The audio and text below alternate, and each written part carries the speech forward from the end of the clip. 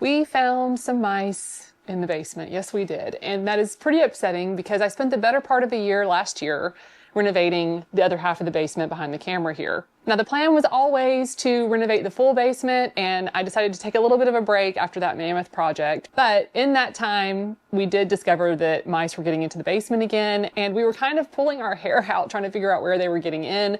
So I came in here a few weeks ago, tore down the ceiling, kind of demolished a little bit more of the walls, and I think I found a couple of spots where they were getting in. So we plugged those up with temporary fixes, i.e. steel wool and spray foam, and we haven't had any more mice since then. So I do feel like we have got it back under control in that regard, but it has inspired me to get back to working on the basement, which feels like coming full circle because it is August right now, and it was last September that I started the basement project on the other side. That side of the basement is beautiful. It's where my sewing space is. I love spending time down here and working in that space. It's a remarkable and amazing transformation from what it was before. And I knew that once I had a little bit of time away from it, a little time to rest and kind of recuperate from the traumas and victories of doing that side of the basement, I knew I would be ready to start working on this side of the basement. But before we can do that, I have to continue with some of the demolition down here. So this room here is mostly demolished, and I'm actually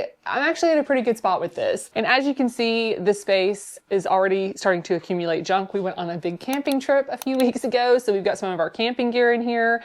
And until we get this space renovated and that room renovated and our laundry room renovated, which is behind the camera, until we get those spaces done, we really just don't have a lot of great storage for all of the things that we need, but we don't need all the time. So things tend to start piling up really fast. We do have some electrical work that needs to be done in here. They've just kind of patched onto the electrical system in here over the years, and it really needs to be kind of consolidated and cleaned up a lot. So in order to have proper access to all of the electrical, I also need to take the ceiling down in this room. And I've been kind of putting this off for a while, but it needs to happen. Eventually, again, we're going to be doing a whole renovation on this room as well and make it a really nice laundry room. Right now, it's just meh. Yeah, it's a laundry room. It's very functional. It's very practical. Our electrical panel is here, and you can see all of our electrical cables coming up out of the top of this thing here. And I think because they had a ceiling in here, like a fixed ceiling, they had been running electrical cables along the top of the foundation, like between the top of the foundation and the ceiling. And so I think ideally what we would want to do is pull the ceiling down, reconfigure the electrical so that it's not like that, like stuffed into the top of the foundation, and then put a new ceiling in here after we get all of the lights and electrical outlets and all of the switches and everything configured the way that we want them down here. So anyway, I guess I just need to get some things cleaned up and moved out of here. I may actually reorganize the scary room a little bit and start using that as a room to store stuff while I get this area and that area cleaned out. Starting these projects is always the hardest part. The demolition is not my favorite. I don't love doing demolition because it makes everything look terrible for a little while, but I have enough experience with these projects now to know that it gets worse before it gets better. So, all right, I probably need to start cleaning up. I'd like to pause for a moment to talk a little bit about the sponsor of today's video, Foreo. Their FAQ 202 LED face mask is something that I am genuinely excited to share with you. I have been using it consistently for the last 3 months, 3 to 4 times a week, and I love this thing. I was a teenager in the late 90s and early 2000s, and back then being tan was the beauty standard. Skincare as it is today just was not a thing back then, unfortunately. My first job when I was a teenager was as a lifeguard, sitting out in the sweltering Mississippi sun. My second job was working behind the front desk of a tanning salon, so I was pretty tough on my skin for a long time. In my 30s, I started getting a little more serious about taking better care of my skin. And now that I'm in my 40s, my skin is better than it has ever been. I don't even wear a foundation anymore. I have found a routine that is very simple and easy to stick to, and anything that I introduce into that needs to be the same. I've been using it for about 3 months now, 3 to 4 times a week, usually in the evenings while I'm watching a show. It's cordless, Totally hands-free, it only takes a few minutes, and it fits so effortlessly into my evening routine. Before I put it on, I apply the FAQ Red Light Peptide Serum, which optimizes LED performance with photoreactive active ingredients so every session counts. I noticed results within the first week of using this mask. After 3 months, my skin looks noticeably brighter, clearer, and more even, and red light therapy is backed by actual science, real peer-reviewed science. This is a very effective technology. I have recommended this mask to friends and family, not just to you guys, because I actually really love it. And when I find a product that I really like, I want to tell everybody about it. So if you would like to get one of Foreo's products for yourself, I put a link down in the description below this video. And I also have a code CMH30 that you can use at checkout to get 30% off of almost all of their products, including already sale priced items. That is a really, really good discount. So if you've been thinking about bringing some red light therapy into your routine, now is the time to jump on it, because this is a limited time offer and this is a great deal that you don't want to miss out on. Thank you again to Foreo for sending me this mask and for sponsoring today's video. Okay, let's get back to the video.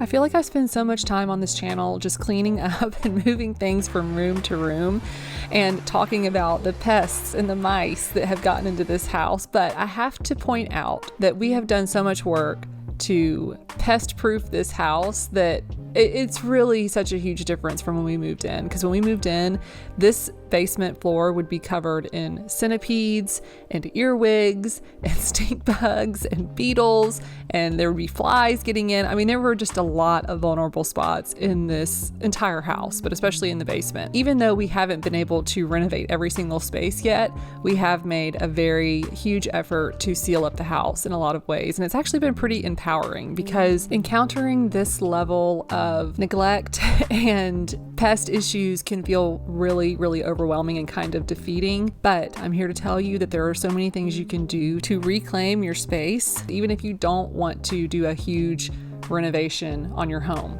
There are so many homes just like this across the country, and the housing market right now is a little bit crazy. So if you're willing to put in some elbow grease and invest in possibly not the nicest house on the block, you can really create a nice home for yourself. So I've got these closet doors that I've just been moving back and forth constantly. They go to the closets upstairs. I keep telling myself I'm going to strip this one that's painted white.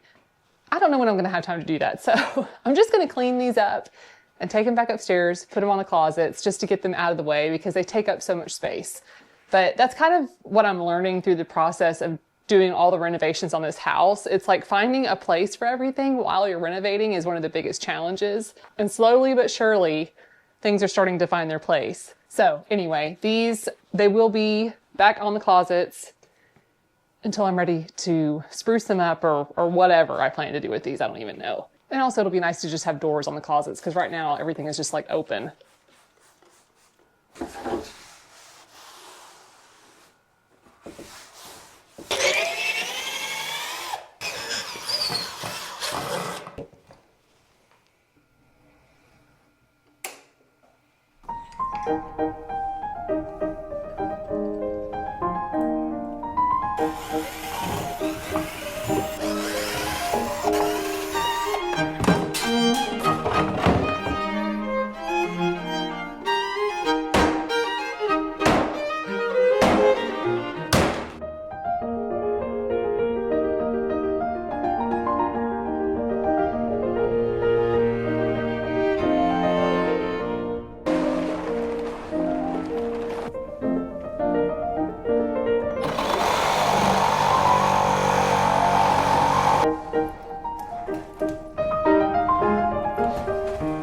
Dead mouse.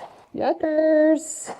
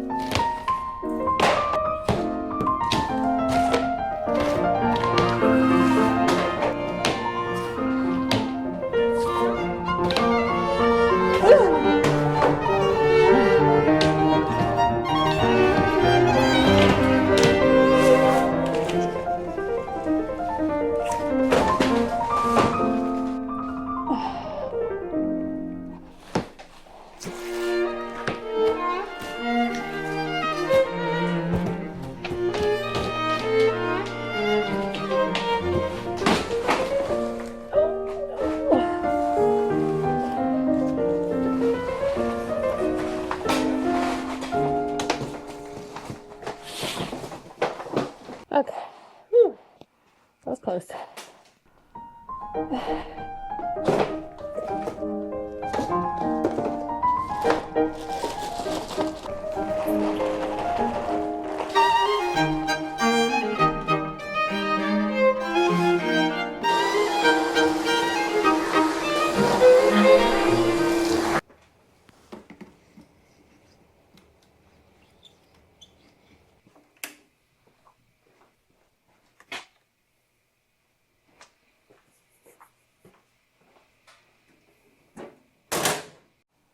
All right, it's the next day. I got most of the stuff demolished in the laundry room that I wanted to get demolished, mainly just the ceiling.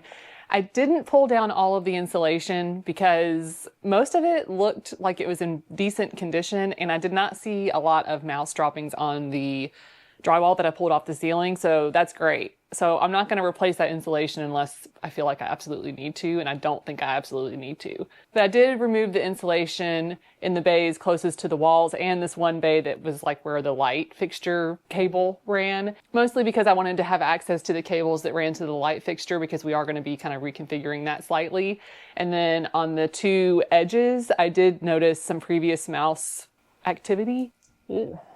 I just wanted to get that all cleaned out, so I did that. I also have not fully demolished the little storage unit in here yet because there's still a lot of stuff in there that my husband is storing. I will be taking that out totally and rebuilding some cabinets in here that are a little bit nicer and a little bit, you know, more suited to our needs for the space. I mainly just wanted to get that top cabinet down so I can get most of the ceiling down in here. I think I can start taking some measurements of these two spaces and start making a plan for the actual renovation of these spaces. So I've got a tape measure here and I've got my laser measure. This thing is so freaking handy. I use it all the time. So I just want to get some kind of basic measurements of the space so I know where I'm starting with the renovation and the kind of reshaping of this space. If I decide to build any new walls or reconfigure anything, I'll have a pretty good idea of what I'm starting with. I've got some paper here. I'm just gonna first start by sketching out the general shape of the space.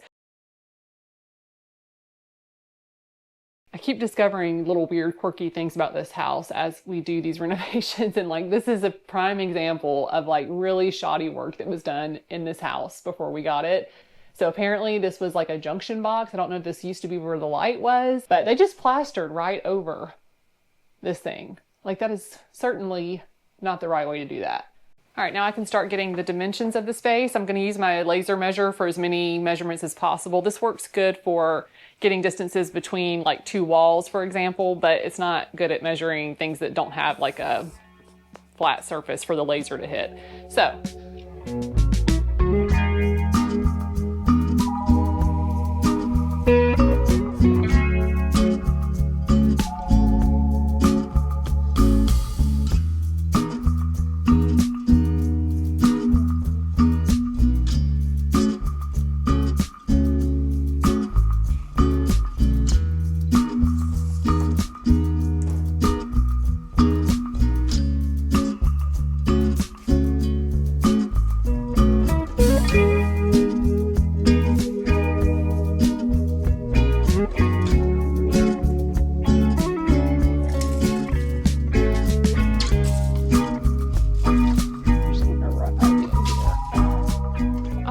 Make a note of the joist location. So these should be 16 inches on center. That's pretty standard.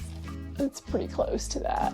This one is probably about a 1/2 inch proud of this wall here. So and this one at 10 1/4.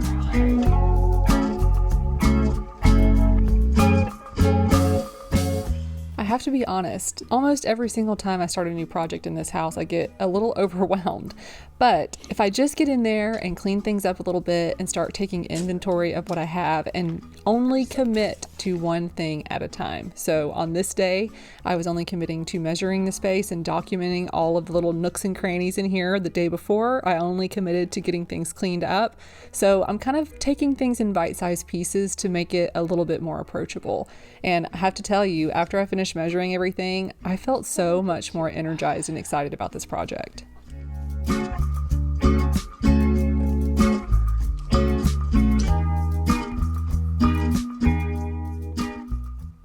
All right, so I've got all my measurements here on my little sketchy floor plan. It's kind of a hot mess right now, but I'm just going to start putting this into a program called SketchUp. So I like to use SketchUp to build 3D models of my projects. It's just a software that I've used for years. I'm very familiar with it. It's very quick. I feel like it's pretty user-friendly and beginner-friendly too if you've never used a 3D modeling software. And the software is free. They do have paid options if you want to have more features, but I have made it just fine with the free version for all of the projects that we've been doing on this house. And building a 3D model like this is just so helpful for estimating the cost of supplies and materials that I need for each of the projects. I can put everything into scale and know exactly what I need. It only took me about an hour and a half to build this model, and now I can work on this any time of the day when I'm sitting watching TV in the evenings or early in the morning before I start my day. I really enjoy coming in to the 3D model and kind of playing around with different ideas for the space.